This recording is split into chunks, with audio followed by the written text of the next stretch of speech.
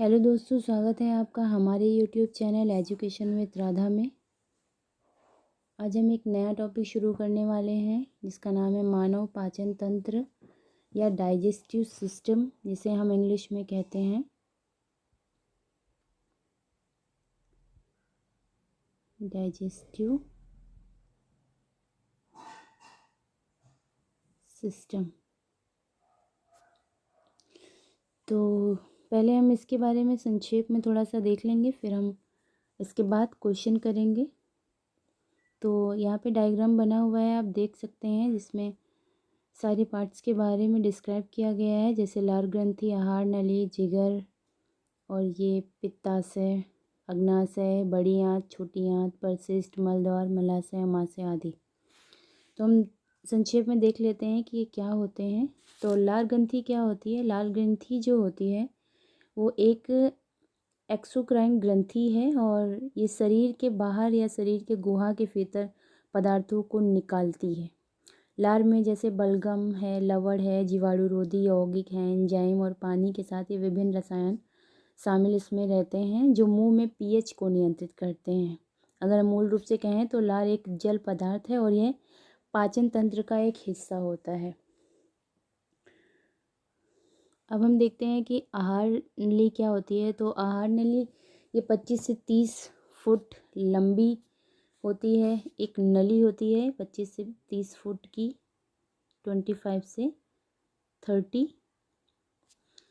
और ये क्या होती है, ये यहाँ पे आप देख सकते हैं कि ये मुंह से लेकर मलाशय या गुदा के अंत तक एक विस्तृत सी फैली हुई है और ये एक बहुत लंबी नली होती है जिसमें आहार मुंह में प्रविष्ट होने के पश्चात ग्रास नली में जाता है। पहले यहाँ से ये ग्रास नली में प्रवेश करता है और उसके बाद में यह अमाशय में, ग्रहणी में, शुद्रांश में, फिर ब्रह्मांत्र में जा करके गुदा नामक अवयव में होता हुआ ये गुदा द्वार से मल के रूप में बाहर निकल आता है।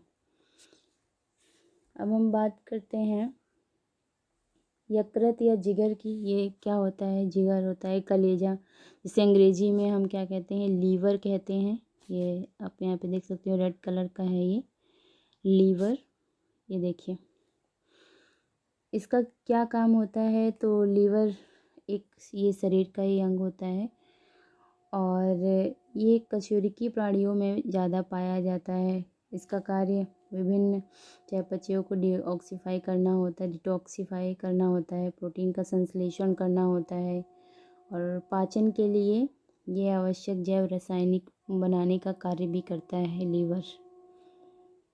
नेक्स्ट आते हैं हम अग्नाशय पे। अमाशय क्या होता है? अमाशय जिसे हम स्टमक भी कहते हैं, अमाशय सभी जानते हैं कि अमाशय क्या होता है। अमाशय भी ग्रास नली और छोटी आंत के बीच में ये होता है। देखिए ये हमारी ग्रास नली है और ये छोटी आंत के बीच में यहाँ पे ये अमाशय होता है और इसकी ये छोटी आंत में आंशिक रूप से पचे भोजन को भेजने से पहले आबाद पेशी ऐंठन के माध्यम से भोजन के पाचन में सहायता के लिए प्रोटीन पाचक एंजाइम्स और तेज अम्लों को स्रावित करता है।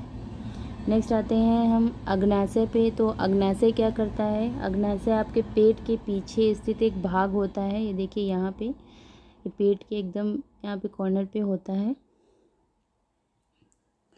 और ये एक ऐसा एंजाइम होता है जो भोजन को पाचन में मदद करता है। किसको? भोजन को पाचन में ये मदद करता है और हार्मोन भी बनाता है जो ब्लड शुगर के स्तर को नियंत्रित करते हैं। नेक्स्ट हम बात करते हैं बड़ी आंत, छोटी आंत। इसके बारे में तो हम सभी जानते हैं कि ये आहार नली का ही एक हिस्सा होती है जो पेट से गुदा तक फैली हुई होती है तथा मनुष्य और अन्य स्तनधारियों में ये दो भागों में होती है। एक छोटी आंत होती है और एक बड़ी आंत होती है। अब ये मल द्वार है जहाँ से जो अवशिष्ट पदार्थ होते हैं वो निकल के बाहर आ जाते हैं। आते हैं हम अपने पहले क्वेश्चन पे। हमने यहाँ पे इसका संक्षेप में थोड़ा सा वर्णन देख लिया है। अब हम नेक्स्ट क्वेश्चन पे आते हैं। तो इससे रिलेटेड हमारे सारे क्वेश्चन होने वाले हैं जो आगामी परीक्षाओं में पूछे जा सकते हैं और पहले भी कई बार पूछे जा चुके हैं। तो हम शुरू करते हैं अपने पहले क्वेश्चन से, और ये क्वेश्चन वन लाइनर ही रहेंगे। तो पहला है कि अवरोधिनी पेशी द्वारा आमाशय में क्या नियंत्रित किया जाता है। तो अवरोधिनी पेशी द्वारा आमाशय से भोजन का निकास होता है। नेक्स्ट है लार का एमाइलेज किसको खंडित करता है। तो ये स्टार्च को खंडित करता है। लार का जो एमाइलेज होता है वो स्टार्च को खंडित करता है। ट्रिप्सिन पित्त रस, अमाशय रस, लार तथा अग्नाशयिक रस में से किसमें उपस्थित होता है। तो ये अग्नाशयिक रस में होता है। अमाशय से भोजन का निकास एक डैश पेशी द्वारा नियंत्रित किया जाता है। तो वो अवरोधिनी पेशी होती है जिससे अमाशय से भोजन का निकास होता है। और नेक्स्ट है पित्त रस द्वारा वसा की बड़ी गोलिकाओं को छोटी गोलिकाओं में खंडित किया जाना।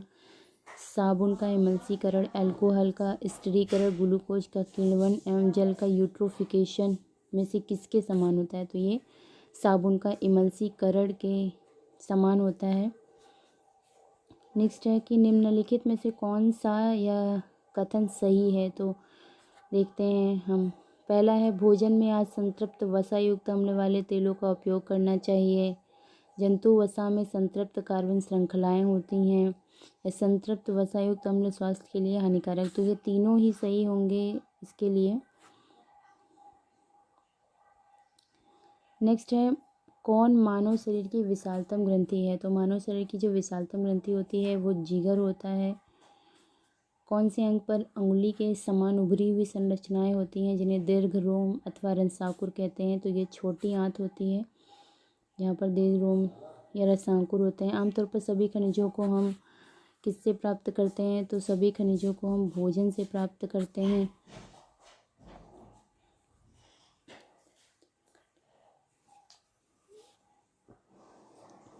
एक ग्राम कार्बोहाइड्रेट द्वारा उत्पादित ऊर्जा होती है।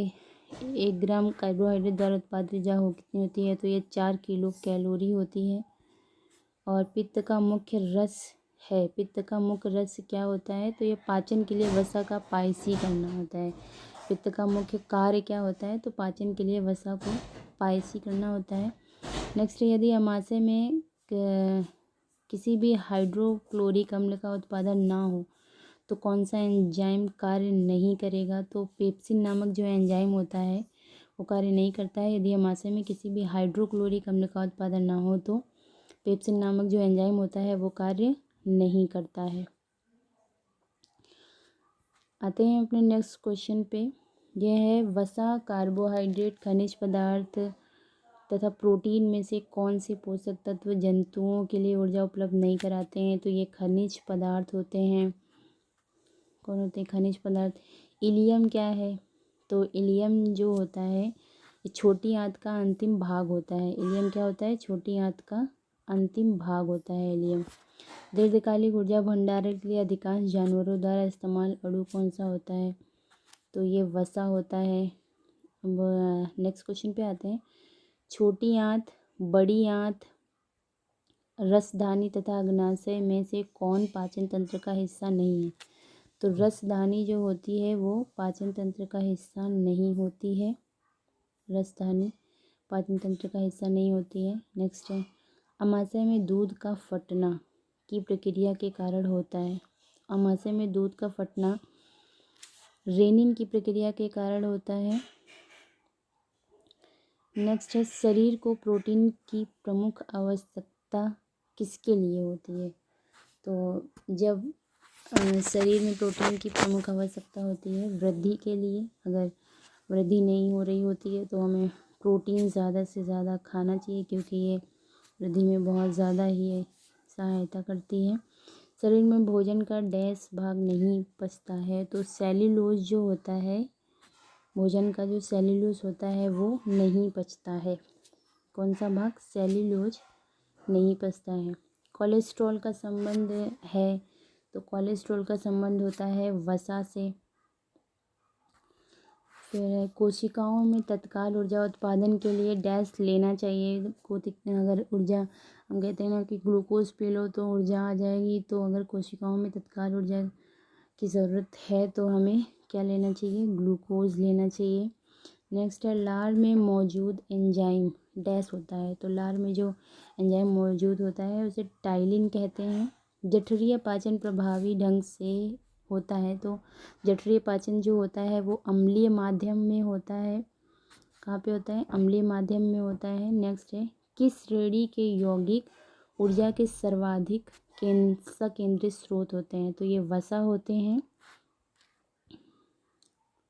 वसा होता है। मानव शरीर में सबसे बड़ी ग्रंथि कौन सी होती है? मानव शरीर में सबसे बड़ी ग्रंथि जो होती है वो यकृत होती है। भोजन के माध्यम से शरीर में पहुंचने वाले कीटाणु आहार नाल के क्षेत्र में मर जाते हैं, क्योंकि यहाँ पीएच का स्तर कितना पहुंच जाता है? तो -2 पहुंच जाता है। नेक्स्ट है गैस्ट्रिक जूस का पीएच लगभग होता है, तो गैस्ट्रिक जूस का पीएच लगभग कितना होता है? 1.0 से 3.0 तक होता है। पेप्सिन पाचन क्या करता है? तो पेप्सिन पाचन जो होता है वो अमाशय में प्रोटीनों पेप्सिन पाचन अमाशय में प्रोटीनों करता है। नेक्स्ट है पित्त का उत्पादन कहाँ होता है? तो पित्त का उत्पादन होता है यकृत में होता है पित्त का उत्पादन। नेक्स्ट है आहार नली में पेशीय संकुचन कहलाते हैं, तो आहार नली में पेशीय संकुचन जो होते हैं वो क्रमानुकुंचन कहलाते हैं। आहार नाल का सबसे लंबा भाग कौन सा होता है? तो आहार नाल का सबसे लंबा भाग होता है क्षुद्रांत। क्षुद्रांत जो होता है वो आहार नाल का सबसे लंबा भाग होता है। नेक्स्ट क्वेश्चन पे आते हैं। किसने कोशिका सिद्धांत को और आगे बढ़ाया तथा यह बताया कि सभी कोशिकाएं पूर्ववर्ती कोशिकाओं से बनी हैं? तो रुडोल्फ बिरसा ने कोशिका को सबसे आगे बढ़ाया था,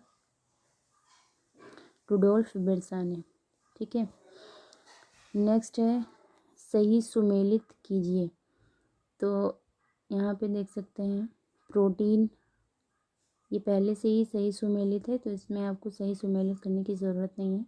तो प्रोटीन का होगा अमीनो अम्ल। प्रोटीन का क्या होगा? तो प्रोटीन का होगा अमीनो अम्ल। कार्बोहाइड्रेट का ग्लूकोज और वसा का ग्लिसरॉल। नेक्स्ट है यकृत से निकले पित्त रस के कार्य कौन से होते हैं?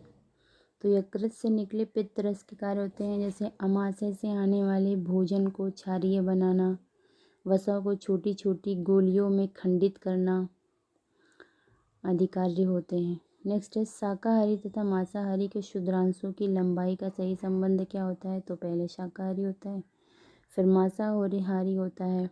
नेक्स्ट है पेप्सिन एक एंजाइम है जो क्या करता है? जो प्रोटीन को पचाता है। पेप्सिन क्या है? एक एंजाइम है जो प्रोटीन को पचाने का कार्य करता है।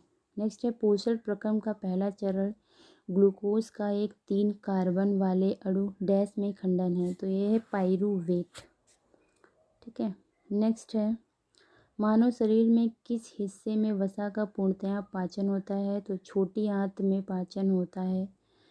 नेक्स्ट है मनुष्यों में लाला रस में कौन सा एंजाइम होता है? तो ये होता है लार एमिलेज। कोलेस्ट्रॉल का संबंध किससे होता है? तो कोलेस्ट्रॉल का संबंध वसा से होता है। कौन सा अम्ल पेट में बैक्टीरिया को नष्ट करता है? तो HCl। और नेक्स्ट है मानव शरीर में भोजन का पाचन किस अंग से शुरू होता है? तो ये मुख से शुरू होता है।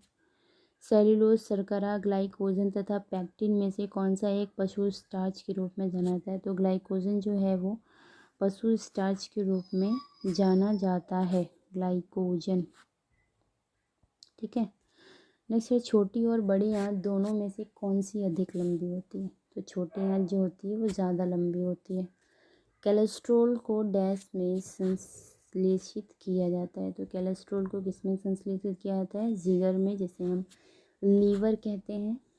लार एमाइलेज नामक एक पाचक एंजाइम विटामिन खनिज पदार्थ वसा तथा कार्बोहाइड्रेट में से किसका पाचन आरंभ करता है? तो वो है कार्बोहाइड्रेट का। ठीक है। आते हैं नेक्स्ट क्वेश्चन पे।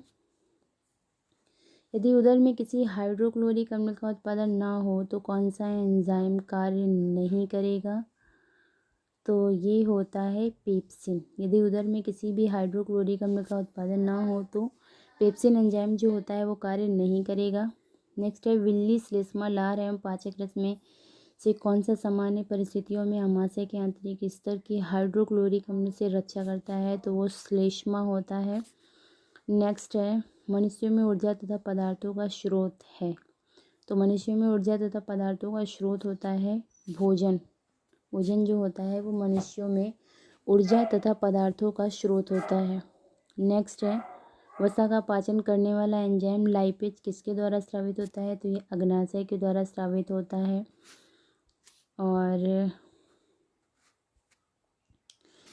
कौन दूध के खट्टे होने को प्रेरित करता है? तो लैक्टिक एसिड जो होता है वो दूध को खट्टे होने को प्रेरित करता है। प्रोटीनों का निर्माण डैश से होता है? तो प्रोटीनों का निर्माण एमिनो अम्ल से होता है। नेक्स्ट है, हमारे शरीर में ग्लूकोज का संचय किस रूप में किया जाता है? तो ये ग्लाइकोजन के रूप में किया जाता है। ऑक्सीडोरिडक्टिस, ट्रांसफेरेजेस, हाइड्रोलिसिस किस वर्ग में आते हैं? तो एंजाइम्स होते हैं ये तीनों ही। कौन सा कार्बोहाइड्रेट के पाचन का प्रमुख अंत उत्पाद होता है? तो ग्लूकोज जो होता है वो कार्बोहाइड्रेट के पाचन का मुख्य अंत उत्पाद होता है।